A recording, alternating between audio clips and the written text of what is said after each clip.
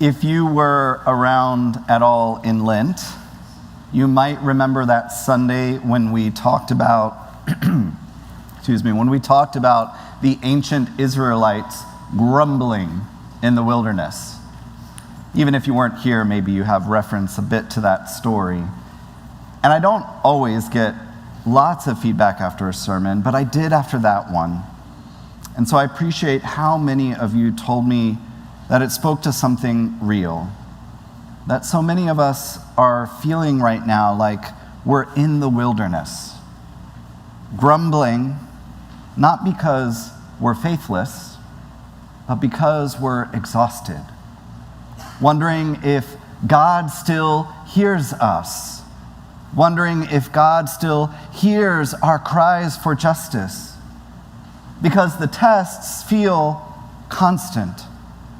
Whether in our families, in the headlines, in our schools, or in the pressures any one of us might carry on a given day. And now today, as Easter people, on the other side of Good Friday, on the other side of the empty tomb, in this season when we are supposed to be radiant with resurrection joy, what shows up again? But grumbling. But we're not in the desert like the ancient Israelites this time. We're right at the feet of Jesus, on his way to Jerusalem. We're among the crowd that is gathering, which includes sinners and tax collectors, the kinds of people the religious folk have written off. And those same religious leaders are gathered with us too. And they are not impressed. They grumble about Jesus, echoing the Israelites in the wilderness after their miraculous exodus from Egypt, after their release and freedom from slavery. They grumbled. And somewhere between there and here and Jerusalem, we, the church, are still in the desert. And so Jesus responds to the grumbling. But he doesn't debate. He doesn't shame. What he does instead is tell stories, parables, which are meant to teach us something about God and God's realm. First, there's the shepherd who leaves the 99 sheep in the wilderness to search for that one who's lost. Then there's the woman who turns her whole house upside down to find a single lost coin. Each story ends in joy, in a celebration that might seem disproportionate to the situation, unless you know what it's like to be the one who was lost. Let us not miss the detail in the text, according to Luke. Where are the 99 left by the shepherd? In the wilderness. Luke doesn't say that they're left safely in a pen. He says that they're left in the same place the Israelites wandered after the Exodus. They're in the same place where Jesus was tested by Satan, that same place where Jesus often retreated to pray. Because in the Bible, the wilderness is a sacred place, but it's also a place of struggle. And who are the 99? If we're honest, they're us. Not the righteous somebodies, as Dr. Gaffney translate the religious leaders in this passage, so great, but people trying to get things right, trying to be faithful, maybe trying to hold the community together while someone else goes to do the rescuing. And it's hard not to grumble when we're waiting for salvation. It's hard not to grumble when the spotlight is on someone else's salvation, and yet we're still trying to survive. But the real trouble in the text, I believe, isn't about the sheep who got lost or the coin that rolled away. The real trouble is that the people who think they're in the fold, the 99, the ones who think that they've arrived, they think of themselves as woke already. They have started to believe that grace is a scarce commodity, that there's just not enough love to go around, that God's attention on someone else means less for them. That is the danger of superiority. And Jesus really reads the religious leaders like a book, but not with debate, not with punishing, not with shaming, but with an invitation. By inviting them and us to imagine the joy of what it is to be lost and then found. It's the invitation that Jesus is opening up to see the world and ourselves through the eyes of the shepherd and the woman, through the eyes of God who rejoices at every recovery, not because it's efficient, but because it's what love does.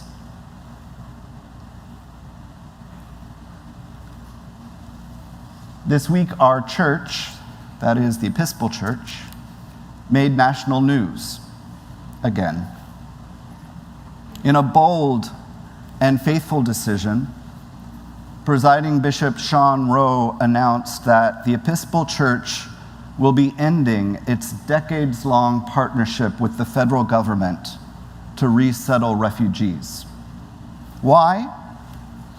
Because the President's administration is now demanding that we fast-track one particular group of refugees, white Afrikaner farmers from South Africa, while the administration continues to block countless others who've been waiting in camps, who've been living in danger for years.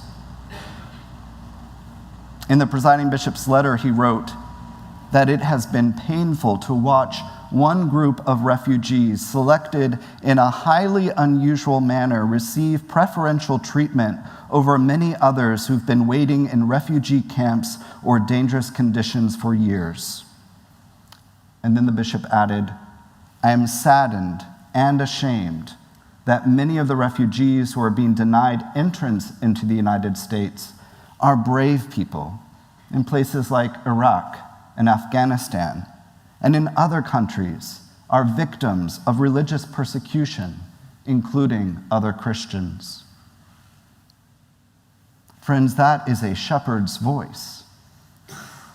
That is the voice of someone who refuses to pretend that grace or justice is about expediency and efficiency. Someone who refuses to play along with a system that claims to value the lost, but only if they look a certain way. Because as one journalist put it more bluntly than the dear bishop, the evidence suggests that Trump is selectively plucking a white minority for resettlement, even as non-white people facing war and famine around the world have been shut out from protection in the U.S. So to use Jesus' parable as a lens, it's like prioritizing the 99, not the struggling faithful 99 in the wilderness, but the secure, powerful 99 who already have fields and farms and global influence. And they're doing so at the expense of those who Jesus calls lost, those we're called to find, to carry, to welcome.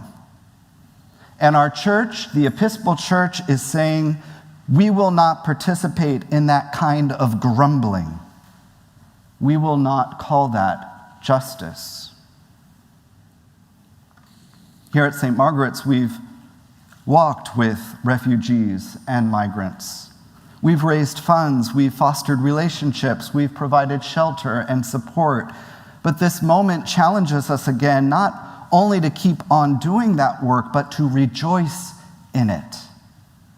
To recognize that grace isn't something to hoard, and justice isn't something to dilute. This moment reminds us that solidarity means refusing to settle for what's easy or comfortable. It means naming the wilderness time for what it is, and it means trusting that the joy of the gospel is not found in protecting the status quo, but in standing with the lost until they are found, and lifting our voices in celebration when they are. So to return to Jesus' stories, the sheep wanders off, the coin rolls away, neither can rescue itself, neither knows the way home exactly, and yet the shepherd goes, the woman searches. And the story could have ended in frustration or judgment or resignation, but instead it ends with joy. That's the shape of grace. Jesus doesn't tell this parable to shame the 99, to shame the religious leaders. He tells it to rewire how we think about worth, how we think about who matters, how we think about what God is actually like. The shepherd doesn't wait for the sheep to come back. They go. They lift up. They carry the sheep on their very shoulders, not to punish, not to lecture, but to bring it home with joy. This is the God we proclaim. Not a passive observer waiting for us to earn our way back, but a love that seeks us out again and again when we're in those dark valleys. Does anyone here know what it feels like to be in that dark valley? To feel alone and afraid and uncertain, not knowing if anyone will hear you or rescue you. When we're found, there's no, "I told you so." There's only rejoicing. And it's not just God's joy, it's communal joy. "Rejoice with me," the shepherd says. "Rejoice with me," the woman cries. This is a joy meant to be shared, not a private feeling, not public. The kind of joy that spills out into songs and tables, into welcome signs and court hearings, into the laughter of a family reconciled, into a newly set dinner table for people starting life over again.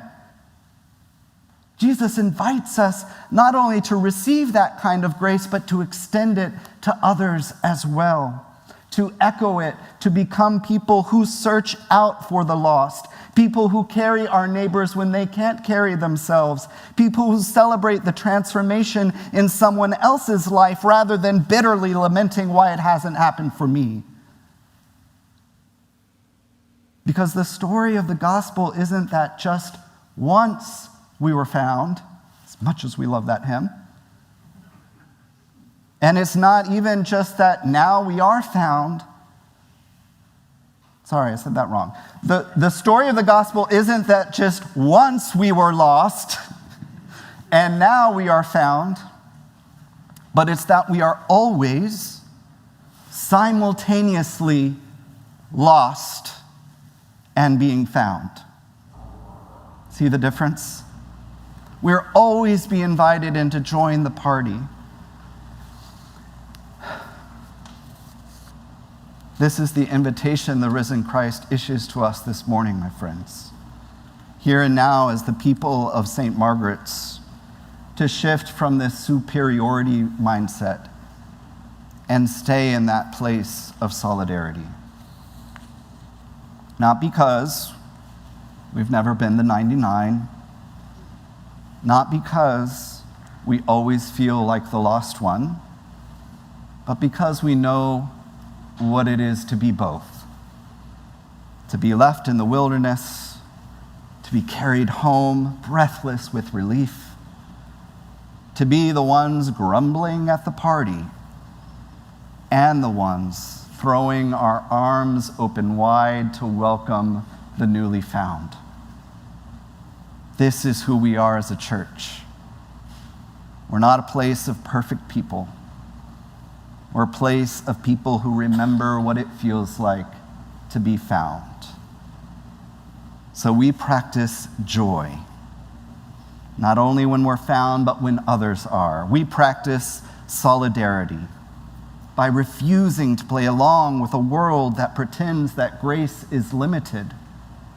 And we keep listening for that shepherd's voice, the one that calls you by name, the one that calls us back from despair, the one that tells us that you matter, the one that reminds us that this wilderness is not the end of the story, the one who rose from the ultimate wilderness of death to grant us resurrection.